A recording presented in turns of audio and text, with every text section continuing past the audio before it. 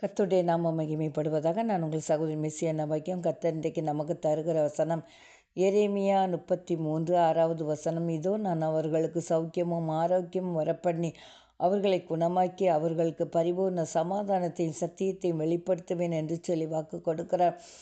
ஆமாங்க, உங்கள்கிட்ட இருக்கிற வியாதியின் நிமித்தம் நீங்கள் கலங்கி தவிச்சு கொண்டு இருக்கிறீங்க இல்லையா?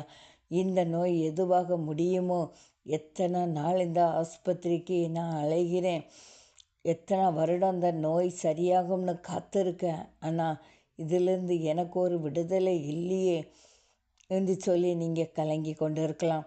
இந்த நோய்க்கு செலவழிக்க கூட என்கிட்ட பணம் இல்லையே, நான் என்ன செய்வேன் என்று சொல்லி நீங்கள் கலங்கி கொண்டு இருக்கலாம்.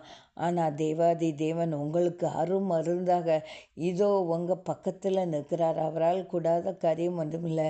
இயேசுசாமி கூட அந்த குளத்தின் அருகே அமர்ந்திருந்த நோயாளியை தொட்டு சுகத்தை கொடுத்தார். அவனோ தேவனை நோக்கி எனக்கு விடுதலை தாரும் என்று சொல்லி அவன் கேட்கவே இல்லை. ஆனாலும் தேவன் அவனை அழைத்து நீ சுகம் பெற விரும்புகிறாயா என்று கேட்டு அவனுக்கு சுகத்தை கொடுத்தார். இன்றைக்கு உங்களுடைய வாழ்க்கையில் நீங்கள் சந்தித்து கொண்டு இருக்கிற நோய்க்கு கர்த்தர் ஒரு முற்றுப்புள்ளி வைக்கும்படியாக கடந்து வந்திருக்கிறார். அவரால் கூடாத காரியம் ஒன்றுமே இல்லைங்க.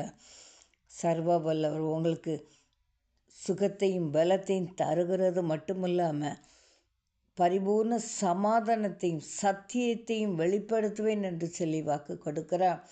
அதனால் நீங்கள் கலங்காதீங்க. கர்த்தர் உங்களுடைய ஜெபத்தை கேட்டு அந்த நோயிலிருந்து இந்த நிமிடமே உங்களுக்கு சுகத்தை தர அவர் வல்லவரும் நல்லவருமாய் இருக்கிறார். அவரால் கூடாத காரியம் ஒன்றுமில்லை. கர்த்தர் தாம் இந்த வார்த்தை ஆசீர்வதிப்பாராக. ஆமென்.